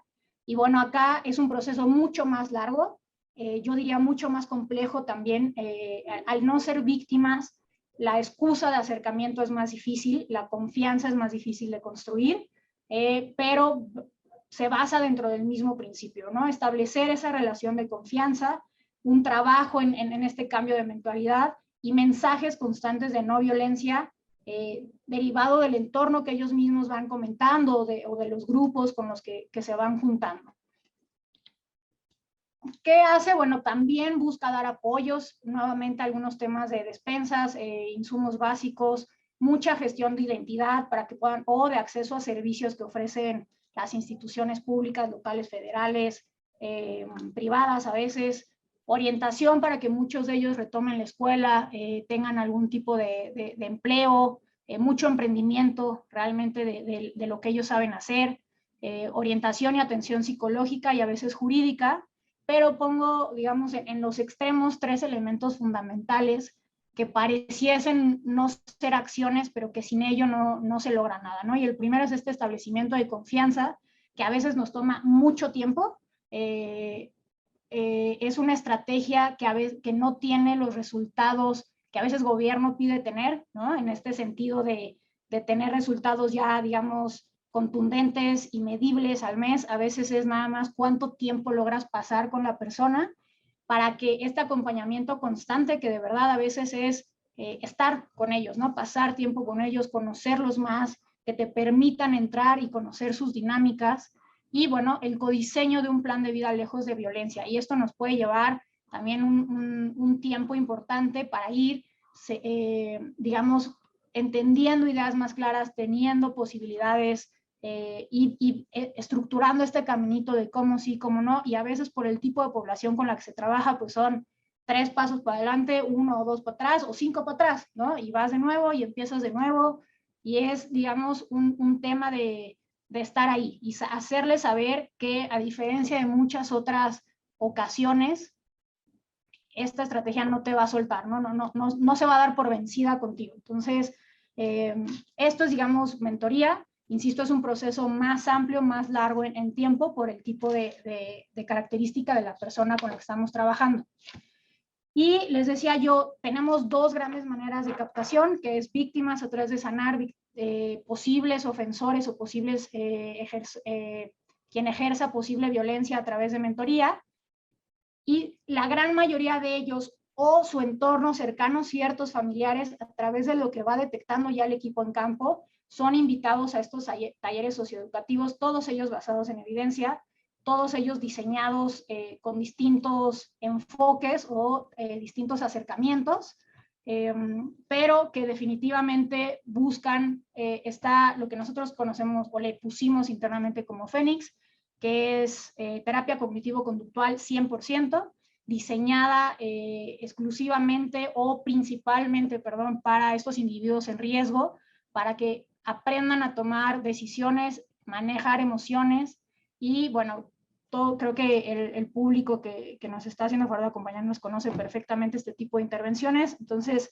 es todo un proceso donde ellos aprenden a conocerse, aprenden a entender sus emociones, aprenden a detectar estos pensamientos de riesgo asociados a la estructura de pensamiento que tienen, con todas las creencias, ideas y demás, y a partir de ahí cómo resolver de manera no conflictiva las cosas. Sanar está basado mucho más en terapia sistémica y humanística, donde se trabaja la situación de trauma, entonces va dirigida a la población víctima directa o indirecta, y lo que busca es un proceso de sanación, donde se trabaja mucho el tema de resiliencia, donde se trabajan los ciclos de violencia y otra vez una manera de planear la vida fuera de la violencia. Está Curarte, que es el tercero que no se alcanza a ver el logo ahorita. Está muy interesante porque se pensó como una manera de acercamiento a jóvenes que no necesariamente están en este alto nivel de riesgo, pero que están dentro de altas posibilidades de caer en estos grupos o en estos niveles de riesgo, y atraerlos a través de la arteterapia, a través de las intervenciones artísticas urbanas, a través del graffiti, por ejemplo, pero se han dado procesos muy interesantes donde, si bien estaba dirigido a jóvenes, se acercó mucha gente adulta mayor, sobre todo adulta mayor, a estos talleres, y fue una integración bien interesante de la comunidad, o ha sido una integración muy interesante entre el adulto y el joven, ¿no? Nosotros al inicio pensábamos que esto nos iba a sacar del objetivo del taller, pero bueno, la gente pidió sin ningún tipo de beneficio, que algunos de estos talleres reciben un beneficio económico, ahora lo explico, pero gente pidió sin recibir ningún tipo de beneficio si podía sumarse. Por supuesto que al ser un servicio público dijimos que sí, y fue bien interesante esta interacción dentro de la propia comunidad, donde hubo un tema de empatía entre jóvenes y los adultos de las zonas, ¿no? Entonces, bueno, arteterapia pues es un tipo de psicoterapia que busca temas de rehabilitación, recuperación de salud mental, intervenciones sociales y comunitarias, y nuevamente lo enfocamos mucho a la expresión, al conocimiento y expresión emocional de los jóvenes y a resolver problemas mediante procesos más creativos. Entonces, digamos, es un taller más ligero, dado la población a la que está pensada, y nuestro nuevo modelo que está por salir, versión 2022, que le llamamos Sociedad de Niñas, donde nos estamos yendo a un paso previo de la población de alto riesgo, de ejercer violencia, pero sí que está directamente vinculada a ser una posible víctima futura. Entonces, estamos lanzando esta estrategia para niñas o mujeres adolescentes, donde el objetivo pues es Yo decido mi futuro, completamente basada en terapia cognitivo-conductual también. Se busca fortalecer las capacidades y ayudarles a este proceso de toma de decisiones para que construyan un plan de vida fuera de lo que culturalmente está asociado, debe de ser su futuro en la comunidad. Cualquiera de estos talleres busca pues precisamente trabajar para que ellos no ejerzan o no reincidan en el ejercicio de la violencia, tengan nuevas capacidades emocionales y nuevas herramientas para el trabajo de sus distintas situaciones, y no solo en el momento en la que están pasando, sino que sean estrategias que los ayuden a lo largo de su vida, digamos, y en su entorno. Y bueno, esto evidentemente también pues contribuye a modificar las ideas que tienen con la relación con gobierno y las instituciones, cuando ven que su tallerista, en este caso policías, está ahí, los escucha, los comprende, los ayuda a transformar procesos de duelo, procesos de enojo, en un proceso mucho más constructivo. Y como les decía, ahí están algunas imágenes, ¿no? del trabajo que se hace. Gente, por ejemplo, en la imagen izquierda superior, la persona que ya se ve un tanto más grande es una persona que recibió el taller como víctima en un momento y regresa al taller a ser replicador con nosotros, ¿no? O las intervenciones donde la comunidad propia escogió el lugar, lo visitó y decide modificar su entorno como un proceso también de cambio interno, los procesos de graduaciones que tenemos en las laterales. Entonces, son talleres completamente vivenciales, completamente basados en evidencia y que buscan, como les decía yo al inicio, ayudar a la persona ya sea víctima o posible ejercer de violencia, a tener distintas herramientas que lo lleven a un distinto resultado a lo que ellos conocen. Como decía el subsecretario, bueno, esto no es solamente lo que trabaja la Secretaría, muchos de ellos necesitan, sobre todo fuera de los talleres, pero sí en los primeros procesos de sanar y de mentoría, muchos apoyos, mucho acercamiento a necesidades que pueden ofrecer las instituciones, y gracias al trabajo de una mesa de apoyo que le llamamos, que no es nada más que la fortuna de tener un vínculo y una coordinación interinstitucional al interior del gobierno de la Ciudad de México, donde podemos acercarles parte de esta oferta de servicios, solucionar parte de sus necesidades más básicas, insisto, retomar temas educativos, apoyos familiares, capacitaciones laborales, emprendimiento, que verdaderamente, digamos, una vez que deciden una vida distinta y que tienen las herramientas para saber o para decidir no caer en conductas violentas o reacciones que les pueden complicar mucho la vida, pues también apoyarlos en el crecimiento de otra forma, ¿no? Y no nada más que se quede, digamos, en buenas intenciones o buenos pensamientos, sino que verdaderamente hoy tengan otra fuente para que puedan tener una vida distinta y así alejarse de todas estas conductas ya mencionadas. Un poco, ¿qué ha hecho el componente comunitario? Bueno, en año y medio prácticamente de trabajo, sanar el tema de víctimas, ha atendido a 131 casos con prácticamente 1000 apoyos otorgados. Mentores, por el tipo de estrategia que es, tiende a atender menos casos por diseño, sin embargo son 40 casos, mucho más apoyos. Acá cabe aclarar que los apoyos también nosotros medimos este acompañamiento que les comentaba yo, por eso el índice tan alto. Y bueno, los talleres, estos talleres están siendo financiados por unas reglas de operación, donde el componente comunitario el año pasado logró elevarse a reglas de operación como un programa social. Entonces, les comentaba yo que las personas que acuden a los talleres pueden recibir un apoyo económico, no todas ellas lo reciben, muchas se suman a los talleres a pesar de no poder tener o que el presupuesto no alcanza para apoyarlos, pero es el interés de continuar, de continuar trabajando en su proceso. Entonces, por supuesto que el apoyo económico es también un incentivo, es eso, pero nuestra tirada es que siempre se queden con la estrategia, por el vínculo con los compañeros que lo llevan, por los resultados que ellos están viendo en ellos, en su entorno, en su familia. Y bueno, acá un poco las gráficas: Sanar, Curarte, el 100% terminado, Fénix, que está mucho más dirigido a población de alto riesgo, como podría ser de esperarse. No todas las personas que se inscriben terminan, sin embargo, creemos que un 88% pues sigue siendo un número muy alto. Esta cifra de 47 son las de las reglas de operación. Quisiera comentar que además estos talleres se imparten a población de la alcaldía, principalmente de la zona, pero bueno, digamos, no lo llamamos estratégicamente alto al fuego, pero sigue siendo una manera de llegar a la comunidad un poco más abierta y menos focalizada que se tiene. Eso sería el componente comunitario. Cerrando con estas imágenes, ¿no? Reiterando, es un trabajo que busca mucha confianza, que busca ingresar a los hogares, conocerlos más y adaptarse a cada caso para ayudarlos a decidir una vida distinta fuera de la violencia. Y eso sería todo de mi parte. Muchísimas gracias. Gracias, Marta. Interesantísimo. Bueno, yo no puedo evitar recordar una enorme cantidad de ejemplos que se parecen a estos relatos, pero que han tenido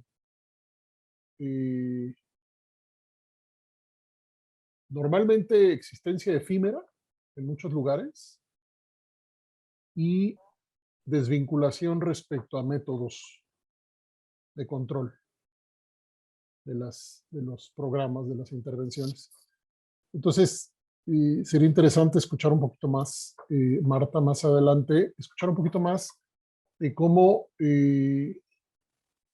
mantienen ustedes un control al paso del tiempo sobre las personas en sus, digamos, ya dijeron varias cosas que tienen que ver con eso, pero quisiéramos quizá escuchar un poquito más a detalle la historia que permite que la intervención tenga determinados resultados y que al paso del tiempo eso en efecto signifique un cambio en la trayectoria de vida y no se trate de un momento en donde viene una intervención que aparece y desaparece como tanto lo hemos visto, dejando incluso más daño a través de intervenciones que generan expectativas que luego no se cumplen. Pero interesantísimo, pues, la complejidad, la cantidad de componentes. Gracias, Marta. Última expositora, Helke Enkerlin. Por favor, adelante. Bienvenida también. Gracias, Ernesto. Denme un segundo, comparto pantalla. Listo. Creo que deben de estar viendo la pantalla correcta. Sí. Perfecto. Gracias. Adelante. Bueno, yo les voy a compartir un poquito sobre el rol que hemos jugado desde IPA, también desde la Universidad de Yale y con otros socios en el proceso de experimentar con esta estrategia en la Ciudad de México. Y en especial me quiero enfocar en cuáles han sido como los aciertos de la implementación hasta ahora desde nuestra perspectiva externa y enfocados en el aspecto organizacional, porque creo que ya Pablo y Marta dieron una buena revisión como de los datos duros y de los números, y cuáles son elementos que todavía se tienen que fortalecer, tanto de la estrategia como de la evaluación de la misma. Y voy a pasar un poco rápido porque también quiero que podamos responder a tus preguntas y también hay un público interesante que me gustaría escuchar de ellos. Bueno, Rodrigo ya les contó un poco del aspecto de cambio organizacional, entonces solo me quiero detener en que el trabajo de construcción de confianza no es solamente entre policía y comunidad, también hay que construir confianza entre las diferentes dependencias de gobierno que están trabajando en esta iniciativa, porque justo son dependencias que normalmente no están acostumbradas a compartir información y sus incentivos no están alineados hacia hacerlo y hacia trabajar en conjunto. Y creo que esa construcción de confianza ha sucedido un poco sobre la marcha de la implementación y la colaboración de Alto al Fuego.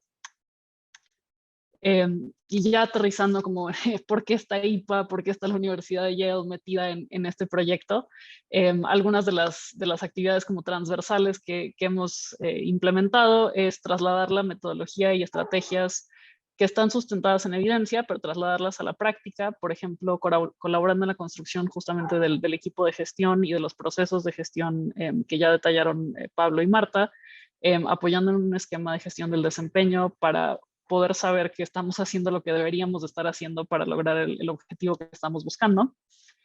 Adaptar las recomendaciones y lecciones que se han aprendido a partir de la implementación de alto al fuego en otras ciudades del mundo al contexto de la Ciudad de México.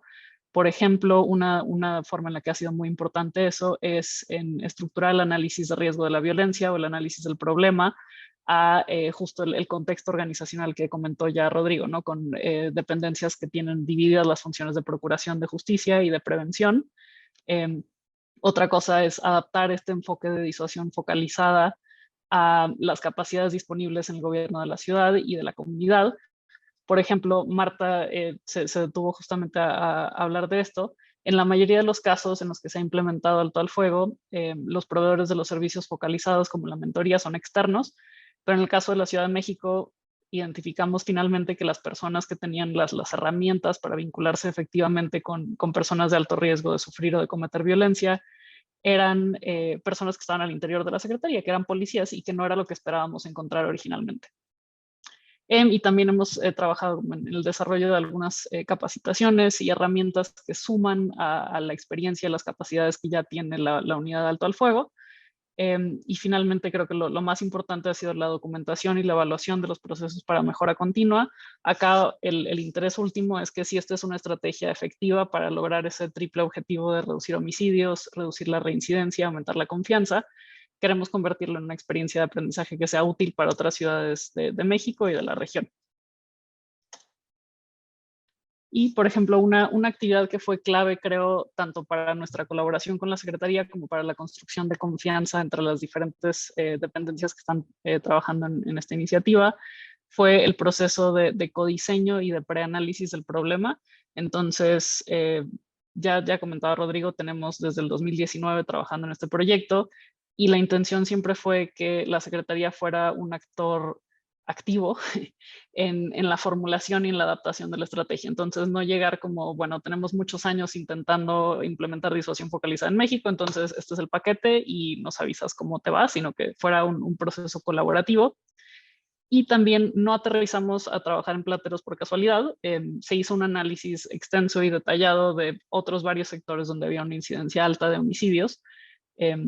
Y finalmente seleccionamos Plateros como el sector más propicio, pero justo este proceso como de entender cómo funcionaba la iniciativa facilitó este cambio de paradigma o el inicio de este cambio de paradigma hacia una atención a la violencia enfocada en las personas y detonó las conversaciones, digamos, iniciales entre las diferentes dependencias. En el tema, por ejemplo, de capacitaciones y herramientas que hemos proporcionado, creo que les voy a contar específicamente de la de justicia procedimental, porque ese es otro proyecto grande que tenemos en IPA y que con gusto les platicamos la próxima vez que nos inviten, pero justicia procedimental se enfoca en la manera en que la policía y las autoridades interactúan con la ciudadanía, cómo estas interacciones definen la percepción que las personas tienen de la policía, su disposición a obedecer las leyes y finalmente a través de esa disposición de obedecer las leyes inciden también en la incidencia delictiva. Y la evidencia muestra que cuando la policía interactúa con las personas de una forma procedimentalmente justa, esto tiene un impacto en sus percepciones de legitimidad y de confianza, especialmente en el contexto de alto al fuego. Esto es importante porque la policía es quien está transmitiendo los mensajes disuasivos que necesitamos que sean legítimos. Y creo que el resto, por ejemplo, la creación de guiones de apoyo para estas comunicaciones preventivas y disuasivas, creo que también es importante, porque es necesario que estas sean comunicaciones muy estructuradas, porque al final del día queremos que sea una comunicación respetuosa entre las dos partes, pero que sí transmita el riesgo legal al que están expuestas las personas y la cero tolerancia de la violencia. Luego, ¿cómo hemos aterrizado esas actividades, digamos, en el seguimiento del día a día de alto al fuego?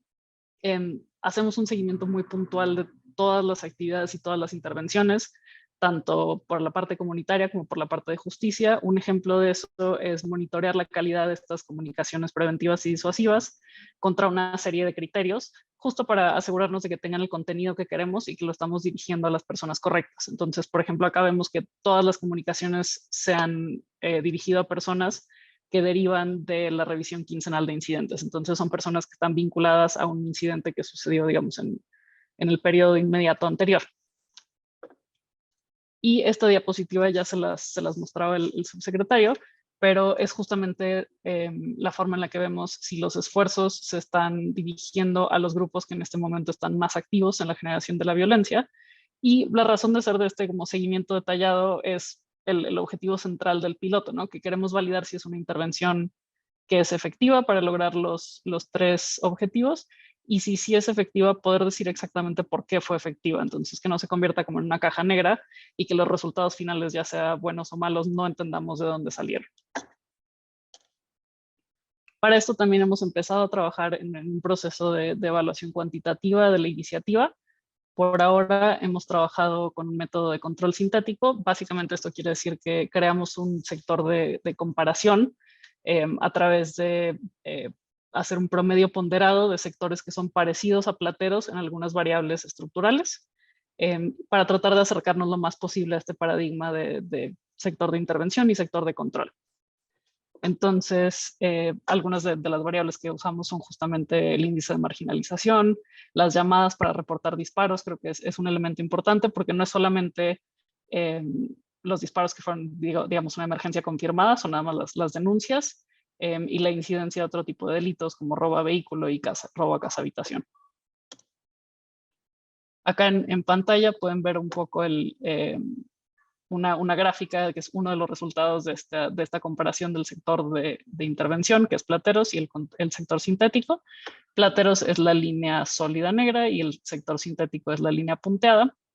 Y vemos que en el pasado tenían un comportamiento relativamente similar. A partir de la implementación de alto al fuego, vemos que plateros, nuevamente la línea sólida, se mantiene de forma sostenida por debajo de la expectativa de un sector que no recibió intervención.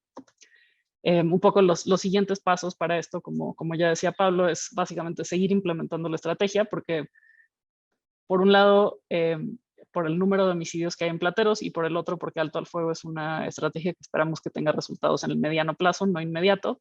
Necesitamos más observaciones para poder decir con certeza total que esta es una reducción significativa del número de homicidios en el sector. También hemos hecho algunos esfuerzos de evaluación cualitativa orientados principalmente a la parte de cambio organizacional. Y también centrados mucho en esta revisión antes semanal, ahora quincenal de incidentes. Entonces, por ejemplo, para evaluar estos componentes de confianza y comunicación, hicimos un seguimiento y una codificación muy detallada del primer año de reuniones de la revisión de incidentes. En ese momento era semanal, en el que literalmente codificábamos cada interacción de las personas que estaban asistiendo a la reunión, cuál era la naturaleza de la interacción y qué tipo de información compartían en ella. Y a partir de esa codificación detallada encontramos que hay un aumento en la confianza entre los participantes de esta reunión, un poco operacionalizada, digamos, en que comparten más información entre ellos y que esa información se aprovecha mejor. ¿Cómo se aprovecha mejor esa información? Se ha integrado a carpetas de investigación y se han generado insumos para, por ejemplo, liberar órdenes de aprehensión o aprobar operativos como cateos. Hemos también empezado a hacer un monitoreo de la confianza a nivel comunitario. Este es un resultado de una muestra chica, entonces nos interesa ampliar esa muestra y hacerla un poco más representativa, pero vemos que hay diferencias considerables en los niveles de confianza y de percepción de efectividad de la policía de la Ciudad de México entre los grupos de tratamiento y control. Entonces, acá el grupo de tratamiento es personas que han sido parte de una de las iniciativas que describía Marta, y el grupo de control son personas que tienen perfiles similares, pero que no han participado en esas iniciativas. Entonces, las personas del grupo de tratamiento tienden a confiar mucho más en la policía de la Ciudad de México, en este caso en específico, y su nivel de desconfianza o de nada de confianza es menor que el del grupo de control. Y finalmente, ahora sí, pasando a los aciertos de la intervención. Pablo ya explicó, creo, con muchísimo detalle este ciclo de gestión. Mi gráfica es un poco diferente, pero es el mismo que explicó el subsecretario. Uno de los grandes aciertos desde la perspectiva organizacional ha sido justamente la consolidación de este ciclo de gestión, que se ha convertido en un proceso estandarizado que garantiza la calidad y la coordinación en la definición de las intervenciones y que a la vez es una herramienta que permite aumentar el número y frecuencia de las intervenciones y de responder de manera rápida cuando los conflictos entre los grupos cambian o se intensifican. Otro de ellos ha sido la conformación de grupos de trabajo interagenciales. Creo que ya lo mencionaron un montón, pero la colaboración con la Fiscalía ha sido clave y es algo que es poco común a nivel nacional. Y es un paradigma organizacional distinto para todas las dependencias, porque normalmente, por ejemplo, no esperaríamos que una unidad de supervisión de medidas cautelares esté alineada como a la prevención de homicidios. Entonces, lo que estamos tratando de hacer es justo a través de las revisiones quincenales de incidentes y de la colaboración, que todos estén como interactuando, digamos, en torno a este objetivo. Y finalmente, bueno, creo que estos más bien ya los conté un poco. Voy a pasar a las prioridades y áreas por fortalecer. La primera es intensificar la intervención. Entonces, tener la capacidad de aumentar las comunicaciones preventivas y disuasivas y las palancas para generar un mayor impacto en la interrupción de la violencia, los ciclos de violencia en el sector. Vemos una reducción, pero nos gustaría que esa reducción fuera más clara o más grande. Y continuar el trabajo de canalización de personas de alto riesgo a los servicios sociales especializados. No solo de canalización, sino de vinculación efectiva con esos servicios sociales especializados y particularmente para las personas que están en muy alto riesgo de cometer violencia, que como decía Marta, no hay como tantas oportunidades para vincularlos, mientras que personas que han sido víctimas tienen como algunos espacios de entrada un poco más explícitos. El segundo es, también lo dijo ya el subsecretario, pero consolidar la apropiación de la estrategia por parte de la comunidad. Creemos que si esta es una estrategia que genuinamente ayuda a reducir la exposición de la comunidad a la violencia, sin esta toxicidad que decía el subsecretario, es importante que la comunidad pueda fomentar una relación de rendición de cuentas con el gobierno, en donde si hay cambios de prioridades o los inevitables cambios de gobierno, ellos puedan ser una voz para que la estrategia se siga implementando. Y finalmente, fortalecer la evaluación. Entonces, creemos que a partir de la extensión de la estrategia a otros sectores de la Ciudad de México, tenemos como una buena oportunidad para tratar de implementar métodos estadísticamente más rigurosos. Si pensamos en que los sectores de la policía son como nuestras unidades de aleatorización, es difícil tratar de estructurar un experimento que tenga significancia estadística, pero bueno, estamos siendo creativos en ese sentido y justo creemos que implementar en más sectores, habiendo ya realizado, digamos, esta prueba del concepto en plateros, nos puede dar un camino para hacer esta evaluación rigurosa. Entonces, con eso cierro y muchas gracias por la invitación y me dará mucho gusto responder preguntas o escuchar del resto del público. Gracias, Helke. Muchísimas gracias, muy interesante. Hijo, lo que cuentas de confianza es de un valor verdaderamente extraordinario. Sí, Rodrigo, adelante. Rodrigo está pidiendo hacer una intervención ahorita complementaria. Adelante, Rodrigo.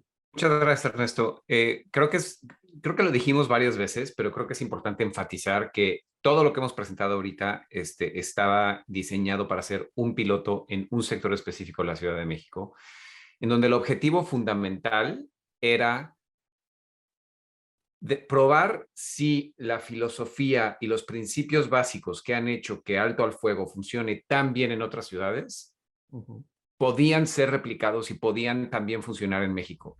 Había muchísimo escepticismo, incluso de nuestros socios técnicos de otras ciudades, justamente por esta narrativa que hemos tenido desde hace tanto tiempo en México de que todo es el crimen organizado y que todo es los cárteles, ¿no? Entonces había muchísimo escepticismo de que los principios se replicaran y más allá de los resultados y de los datos que creemos que son muy sugerentes y contundentes en algunos casos, lo más importante que quiero comunicar es que el piloto sí nos ha dado la posibilidad de validar que los principios de disuasión focalizada, por supuesto que aplican en México, y que los puntos de partida de disuasión focalizada, por supuesto que aplican.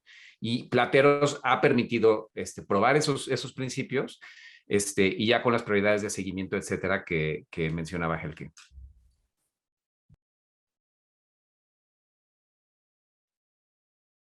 Muy bien. Se abre la mesa, tenemos todavía 20 minutitos más. Se extendieron, pero yo la verdad es que yo les agradezco mucho. Es que sí son tantos componentes que lo que habíamos pensado era, pues que sí era posible que necesitaran un poco de más tiempo. Adelante, Guido, por favor.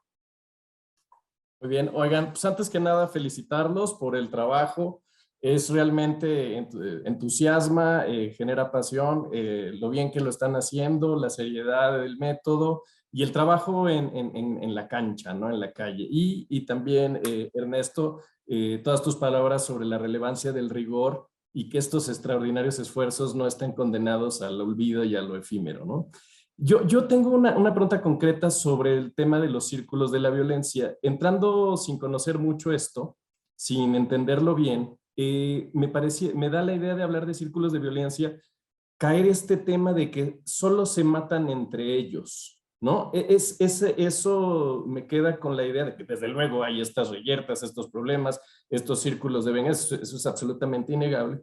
Pero ¿qué pasa cuando es la comunidad, es la sociedad, salen de esa comunidad a ejercer violencia, desde luego más allá de estos mitos de que todo está planeado y del crimen organizado?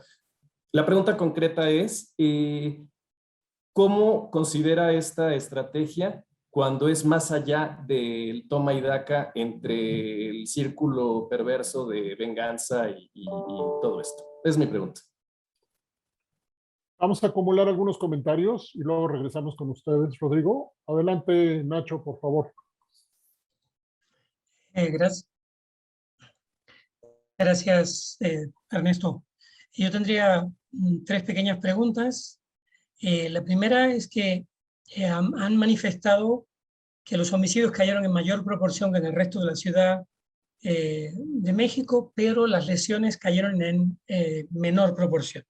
Y lo explican diciendo que ustedes están detectando nuevas lesiones que antes no eran registradas. Entonces mi pregunta es si han comparado los registros de lesiones con la nueva metodología y con la vieja metodología para poder un poco acompañar la serie.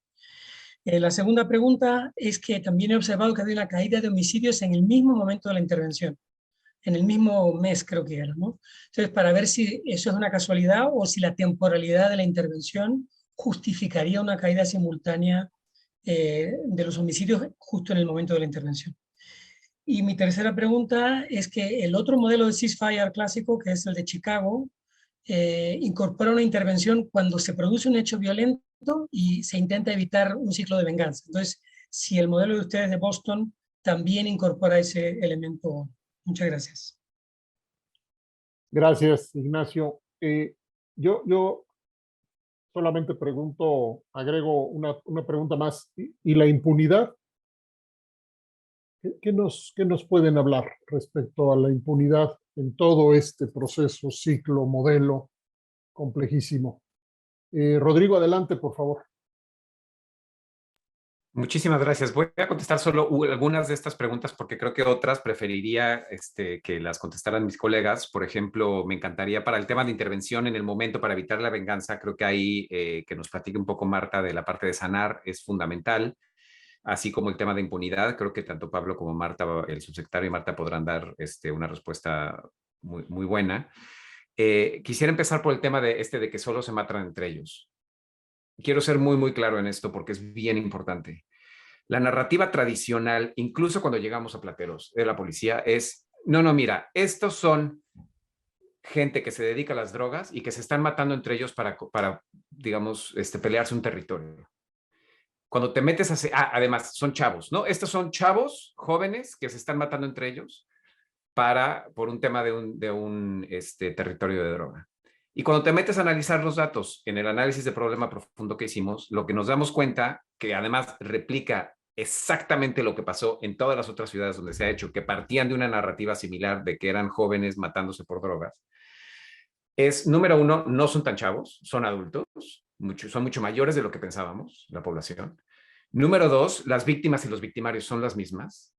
Y número tres, aunque sí son ciclos de retaliación y de violencia y de venganza, el principal predictor de que alguien caiga en violencia es que fue cercano a un incidente violento. O sea, yo puedo no estar involucrado en el tráfico de drogas y puedo no estar metido en este rollo, pero si me matan a mi primo y hay impunidad y no veo justicia y no confío en el sistema de justicia y estoy convencido que nadie va a hacer justicia de que mataron a mi primo, entonces, por supuesto que yo voy a entrarle también y yo voy a hacer justicia por mi propia mano.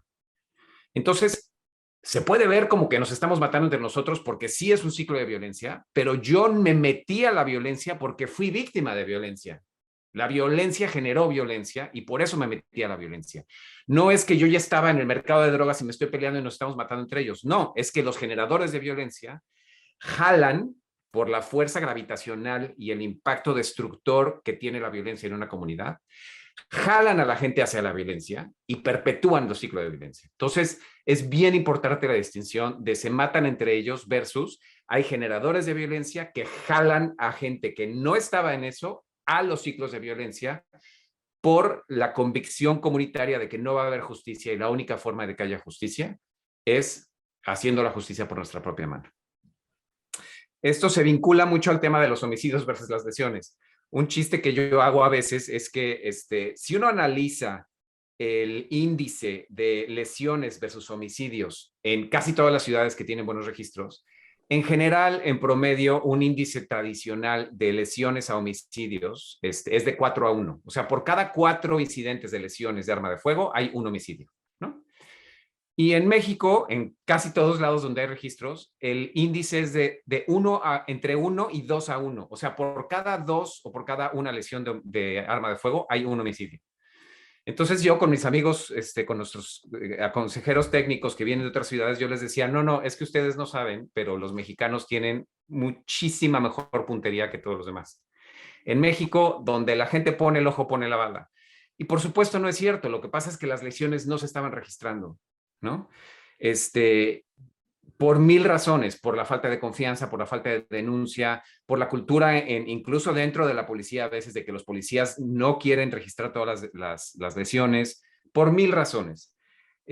Y lo que empieza a pasar cuando la comunidad empieza a confiar más en nosotros y empezamos a hacer trabajo genuino de inteligencia para entender lo que está pasando, es que de repente, pues resulta que no teníamos tan buena puntería como pensábamos y que sí, efectivamente, los índices de lesiones contra homicidios se empiezan a emparejar con los promedios que vemos en otros lados, ¿no?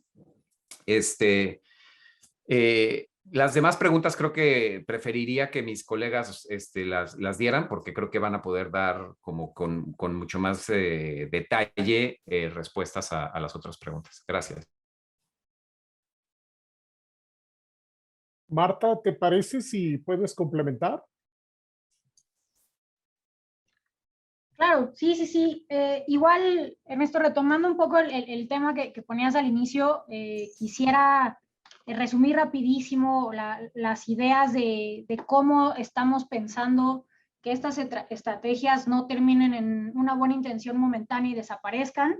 Yo diría, quizá la primera de ellas, aunque más idealista, son herramientas que se quedan a nivel procesos de pensamiento del sujeto. Entonces, se trabaja la manera de pensar y de decidir del sujeto sobre acontecimientos de su vida, lo van internalizando de tal manera que se vuelve una forma de ver. Entonces, quizá esta es la más idealista, pero creo que sí es importante aclarar que son herramientas que las asumen propias, que no es a través de un chicotito o a través de un recordatorio constante, sino ya es algo interno. La otra es un tema de confianza.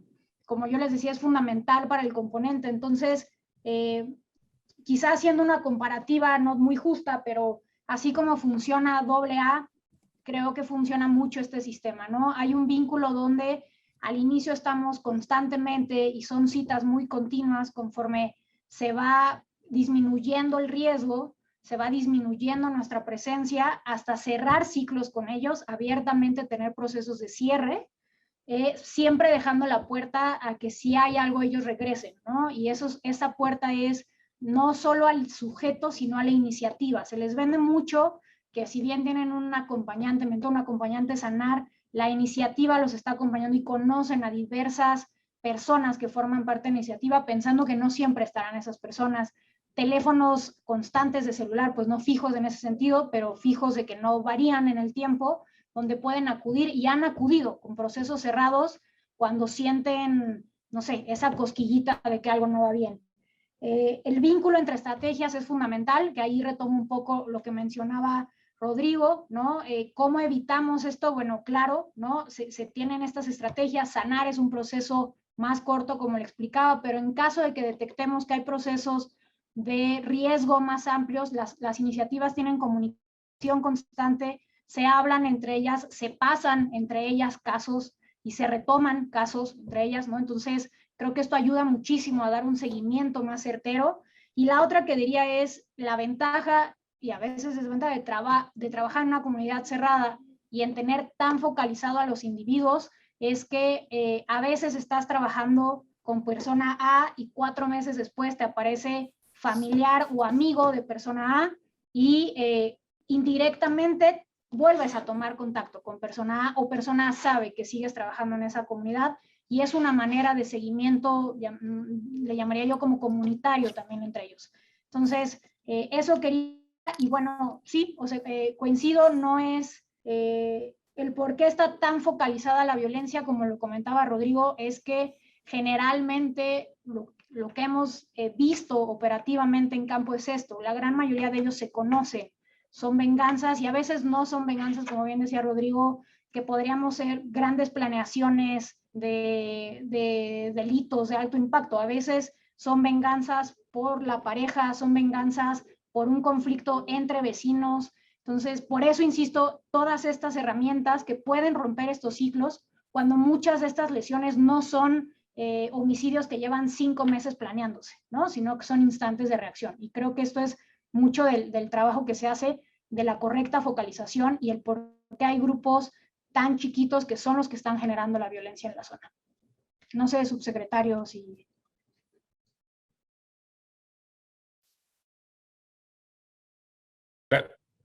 Pues un par de comentarios. Creo, en cuanto a la violencia, ya lo explicaron muy bien Rodrigo y Marta. Creo que la colectividad o la asociación a veces potencia procesos interpersonales. La gente adquiere medios y adquiere capacidades por sus colectivos para ejercer una violencia que a lo mejor no tenía una motivación original de competencia grupal o de conflicto grupal. Eso es algo que también vemos. Hay formas de violencia que quedan fuera de los límites de la estrategia. Quizá una muy clara puede ser la violencia homicida doméstica. No toda, hay a veces queda dentro alguna de ellas. Y tampoco es la pretensión de abarcar todo tipo de violencia homicida. Eso hay que dejarlo claro. Muchas veces en Estados Unidos a estos les llaman intervención de violencia grupal, GBIs, justamente por esta característica. Lo que sí es que la violencia grupal parece ser la más predominante, ¿no? La que contribuye con muchísimo más proporción a la violencia dentro de una zona. Agregaría eso. En cuanto a la impunidad, es un tema, creo, algo que es irrefutable es que esta estrategia ha sido posible en buena medida y desde el punto de vista operativo, sobre todo en la parte que nosotros llamamos más de seguridad y justicia, porque se ha desarrollado en el contexto de toda de un nuevo entramado de cooperación entre la Secretaría de Seguridad Ciudadana y la Fiscalía, de una potencialización de las capacidades de investigación de la Secretaría importante, que de hecho no existían al inicio de la estrategia. Entonces nos tocó ver ese cambio en nuestras propias capacidades utilizadas en la estrategia, y creo que ha acompañado este proceso generalizado en la ciudad de investigación, detención y persecución de más delitos, y eso, la estrategia se ha beneficiado desde luego de eso. Pero hay un tema importante. La estrategia es eso, una estrategia, y entonces la violencia se aborda de forma estratégica. ¿Cómo haría yo la distinción? No estamos persiguiendo la violencia evento por evento, investigación por investigación. Lo que vemos es acumulación de violencia en algún entramado social o en alguna persona, y lo que hacemos es dirigir la atención del sistema a ese entramado social o a esa persona, y generalmente también por eso se llama en inglés pulling levers, o les llamamos en español palancas al uso de distintas herramientas disuasivas. Lo que uno ve cuando la atención de todo el aparato de justicia se refiere a un grupo, a una persona generadora de violencia, es que esa persona también comete otro tipo de conductas delictivas la mayor parte de las veces, y esas conductas delictivas son perseguibles a veces en una cantidad de tiempo menor a la que podría llevar la investigación de un homicidio concreto. Entonces, el uso estratégico de los recursos en materia de seguridad y justicia también permite, digamos, no en una concepción directa de abatimiento de impunidad, hecho delictivo por hecho delictivo, pero sí permite llevar consecuencias a personas que han generado violencia, consecuencias completamente, digamos, alineadas a otras conductas que cometen. Creo que ese sería el comentario.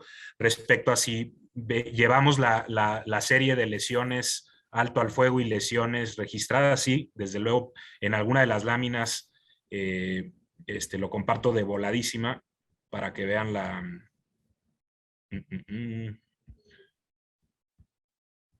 Lo comparto de voladísima, lo diría alguien que sabe usar esto, pero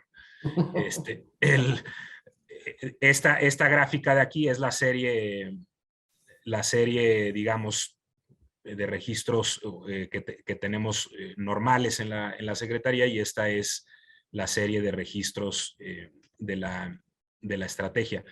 ¿Qué es lo que, y es importante señalar esto, muchas cosas, por ejemplo, a veces son cosas de fronteras, incluso hasta de nuestros propios esquemas de administración. El tener la ciudad dividida en cuadrantes tiene N,000 ventajas de gerencia del territorio, pero tiene algunos puntos débiles, como por ejemplo, si una lesión ocurre en la frontera entre el sector Nápoles y Plateros, a veces el proceso de seguimiento de ese evento se lo queda a Nápoles, y entonces ya no lo vemos en Plateros y no nos damos cuenta que fue la misma persona que hace 2 meses en Plateros, en otro barrio, ejerció violencia. A eso también nos referimos. A lo mejor queda registrado en Nápoles, pero realmente la ocurrencia fue este lado, ¿no? Hay de verdad que es muy amplio el abanico de razones por las cuales puede haber esta disparidad en las lesiones, y desde luego una de ellas es la falta de detección.